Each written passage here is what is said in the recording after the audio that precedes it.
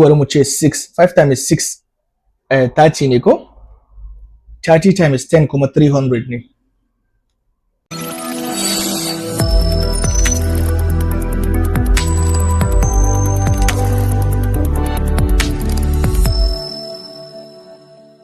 A cikin wannan bidiyon kuma za mu koyi yadda ake summing na element ɗin array ne. Yaya ake haɗa nambobi a cikin array. Bayan mun koyi yadda ake haɗawa kuma za mu iya koyon ma yaya ake tamising ɗinsu. Duk abin kusan hanya iri ɗaya ne, ɗan bambancin abu ɗaya ne kawai daga farko. Wannan an maka bayani za ka iya gane menene. Idan muka ce hash include iostream, so anan yanzu in na ce bari mu rubuta function ɗin program ɗinmu, add ko kuma adding all elements of an array, sai kuma mu ce multiplying again, na biyu kenan, duk tafiya daidai suke, multiplying of an array. So anan ba wani kayan tashin hankali bane, aikin very simple aiki ne. Bari ka kalla, idan muka ce int, bari dan yi amfani da float, saboda float yana iya aikin int, kun sani wannan. Duk abin da integer zai float zai. Idan misali a ce integer ka ce 2.1 ne, to sai ka zo ka sa 2 zalla, to computer zai dauka 2.0 ne, totally haka zai azumi. So bari mu haɗa size tukun na farko ma, int size din wannan array din, sai mu ce cout, bari ana mu ce enter size, sai mu ce cin size, aka iya sashi a gaba, bari mu sashi a gaba can. User shi dai shigar da number of abin da yake so a masa summing. In nambobi guda 1000 yake so a yi summing, shi dai shigar da 1000. Bayan an shigar, sai ka yi creating array, mu ce float, bari mu masa suna at kawai, ko kuma bari mu masa suna price misali. Misali a ce a supermarket program ɗin yake aiki, sai mu ce price, sai mu sa size a cikin nan. Sai mu zo sai mu haɗa wani variable. Shi wannan variable ɗin, aikin da muke so ya mana guda ɗaya ne. Shi ne yake, bari mu sa shi tukunna mu ce int, ko kuma bari mu ce float, sum. Normal ne ka ce float, sai ka ce equal to 0. Farko mun haɗa wani variable sai muka yi declare nashi to mene? To 0, ya zama 0. Abin da yasa muka sa wannan ya zama 0 shine addition, in plus baya da matsala da 0. In ka ce 1000 plus 0, 1000 ne. In ka ce 2000 plus 0, duk abin da ka haɗa shi da 0 baya masa illa ko ta kusa ko ta nesa. So shi yasa a sum akan yi amfani da 0 saboda ya taimaka a fara aiki. So yanzu anan idan ka zo ka ce bayan ka yi sum ka ce equal to 0, sai ka ce for int I equal to 0. Computer a fara ɗirge daga 0. I less than size. I ɗinmu ya yi ƙasa da size. I plus plus. Kuma a kowane iteration a ƙara mana I. Idan ka yi haka anan a cikin nan, anan aikin yake. Loop ɗin nan aiki guda biyu zai ke a lokaci ɗaya. Aikin farko kana shigar da price ɗinka, sai mu ce cout, enter price, ka shigar da price ɗin abun. A nan kamar da mu yi shiru sai mu ce cin, a shigar da, sai ka kawo wannan array ɗinka. Sai ka ce array I. A shigar da na farko kenan, nan 0 ɗin shine I ɗinka yana. So computer zai sa 0 anan. In ba kalla bidiyon da na yi da ya gabata akan array ba kalla, dukkan link ɗin bidiyon da na yi akan array zan sa shi a cikin description na wannan bidiyon. Saboda ka fahimci array tun daga farko muka fara shi.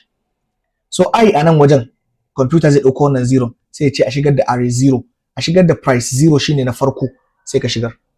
Idan ka shigar mamakin computer ya yi haƙuri, a'a muna so ya yi sum, yana ƙarawa a lokaci ɗaya, sai mu zo nan kuma sai mu ce sum equal to sum plus price I. Kun san me yasa ne haka? A nan sum ɗin nan a gefen hagu yana mazamin variable ne. Computer zai ɗauko sa mazamin kwando, yana jira a sa a ciki. Amma sum a nan gefen, shi kuma computer zai ɗauko abun cikin sum, nan ba gashi nan mun sa 0 ba a layi na 9. a layi na tara mun ce sum yana rike 0, to anan kuma computer zai dauko 0 ne, zai dauko 0 sai hada da price I. Idan ka shigar da a mazamin nan price ɗinka, in ka shigar da 14, computer zai dauko sai ce 0 plus 14. Sum ɗinka anan yana mazamin 0 ne, shine wannan a layi na tara. Sai ya dauko sai ce 0 plus price I ɗinka kuma kai ka shigar da kanka da hannunka ka shigar da 14. Computer sai dauko 14 din sai ya hada shi a nan wajen. Kun ga 0 plus 14 menene amsa? 14 ne ko? 14 ne. Sai ya zo sai ya buge bangon loop din. Sai ya sake shigowa sai I plus plus sai ya ƙara I. I daga 0 ya koma 1. Sai ya zo nan sai ya ce enterprise, anan sai ya ce ka shigar da na farko. Dama shi array irgensa daga 0 ne. 0 1, so na biyu kenan yanzu. Misali sai ka shigar da 15. Sai ya zo nan sai ya ce sum ɗin ka ɗazu dama duk abin da computer ya haɗa wannan 14 ɗin da ya haɗa a nan ɗin ya ajiye shi a cikin wannan variable mai suna sum. So yanzu anan sum ya tashi ma daga 0 yana 14 ne. So computer sai sake ɗauko sum. Sum anan yana mazamin 14. Sai computer ya ɗauko 14. Sai ya ce 14 plus sai ya haɗa da price I. Yanzu I ɗinka 1 ne, na biyu kenan. Misali sai ka shigar da 13. 15 muka ce ko? 15 anan sai ya haɗa da 15. Kun ga amsan menene? Amsan kusan 30 ne, 29. Sai ya bar 29. So yanzu wannan 29 din sum shi zai aje shi. So anan sum din mu yana mazamin 29. Sai computer ya sake bugan bangon loop din sai ya shigo ta baya sai ya ce I plus plus. I daga 1 ya koma 2 yanzu. Sai computer sai ya tabbatar kuma cewa I bai girme size ba ko I har yanzu yana less than size. In A, wannan shi ke tabbatar da a ci gaba da loop ko kar a ci gaba. Ana saba wa dokan da na highlighting din nan, loop din zai tsaya. So sai ya ce enterprise kuma sai ka shigar da misali yanzu kuma sai ka shigar da 11. Sai ya zo nan sai ya ce sum equal to wannan variable ne. Sum ɗinka a nan kun ga sum na ajiye 29 dama. Sai computer sai ɗauko 29. Sai ya haɗa da price I. Yanzu dama I ɗinmu yana 11 sai ya haɗa da 11. Kun ga an samu 40 ko? Haka zai yi ta yi yana maimaitawa har sai ya gama iya yawan abin da kace size. In ka sa size 10 ne zai ta repeating the same process har sai an yi sau 10. Shikenan.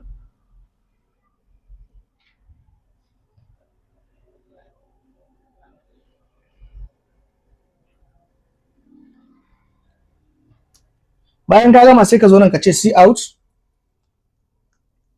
sum equal to, sai ka rubuta sum. Shikenan. Ka gama wannan sum din a dauko shi yanzu in ka gama aikin a kawo shi nan ya tara nambobi da yawa a cikin sa. So bari mu yi running. Sum element of an array. Enter size sai na shigar da 3 misali. Sai ya ce min price na farko misali muka shigar da 14. Price na biyu sai muka shigar da 15. Yana hadawa fa yanzu haka yana summing amma bare bada ba saboda sum din a ƙarshe muka ce nuna. Na uku sai muka shigar da 11. Kun gani ba ga 14 mu ya dawo ba? 14 mu ya dawo. Ka hada calculator wanda zai ta hada nambobi da yawa ba ruwanka da variable. Yanzu idan kana buƙatar ka hada nambobin da ba a san guda nawa bane, variable normal variable ba za su maka aiki ba. Ka ce wai int A, int B, int C, number uku kenan. In aka zo shigar da number 60 ya zai. Amma wannan program din zai maka aiki. In number 60 ne kawai 60 da rubuta nan. Sai a ta aiki fa. Har da masu point zai karba. Tunda mun ce dama yana rike nambobi masu point. Ma marasa point ma zai karba, zai samu point 0. Aiki da ka tayi alaji ba lokaci. So wannan kenan. Bari mu kalla yayi product kuma yake aiki. Yadda ake product mai sauki ne shi kuma.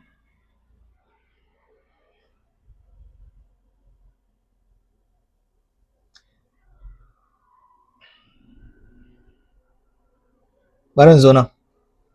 Sai in ce int product equal to 1. Shi kuma times bai da matsala da 1. Duk abu a duniya in kace times 1 wannan abun ne. In kai times na miliyan 1 sau daya miliyan 1 ne. Duk number da kai times da 1, 1 bai ya kansa. Shi yasa muka kawo 1 saboda ya ce maka.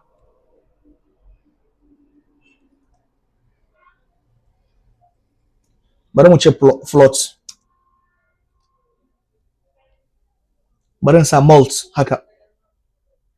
Size duka the same size ne shi ma, same size ne, ba sha wahala ba.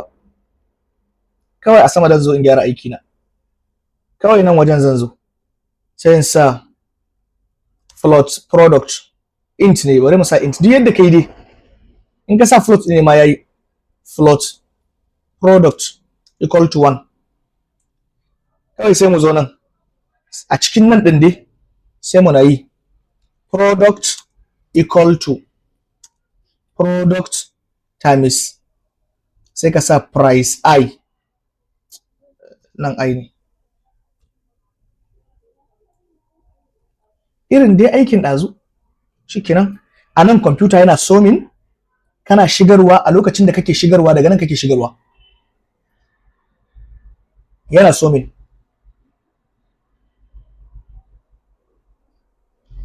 Yana kuma product a lokaci ɗaya, yana somin yana product. Shikenan shi ma nan in ka zo sai ka ce cout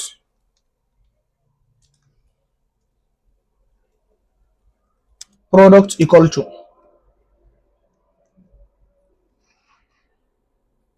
a lokaci ɗaya yake yin su duka, ba wani kayan tashin hankali.